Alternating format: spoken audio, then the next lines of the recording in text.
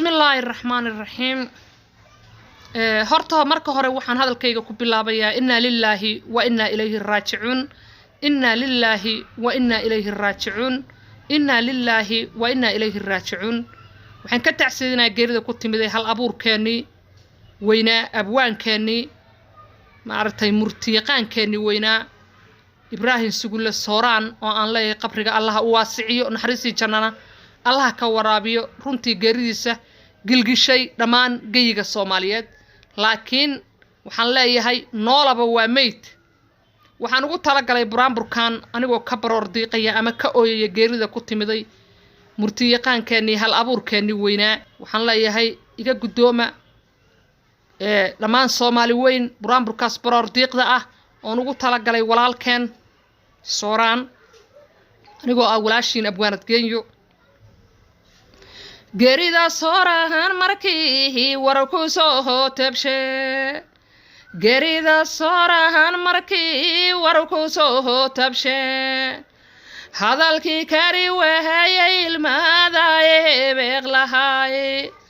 waliba been hawaas waxaan mooday waraalaho runta markii aan helaa hugun lehay gosheed warunta markii aan helaa hugun lehay gosheed hadalka kuwa tabinayaan hifayo banaac haddii maanta uu hoydo ilki lagu hubsad haddiise maanta uu hoydo ilki lagu hubsad adduuniya howlihiisii hadduu ka teg hasawihiisii wacnaa maantaan helay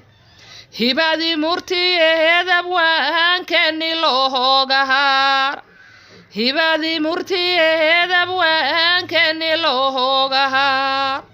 allow wadaahoodana hoygiisa qahayrkose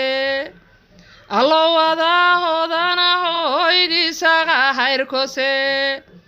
allow qabrigiisa ku sii soryadee janna allow qabrigiisa ku sii soryadee janna amiin ya rabbi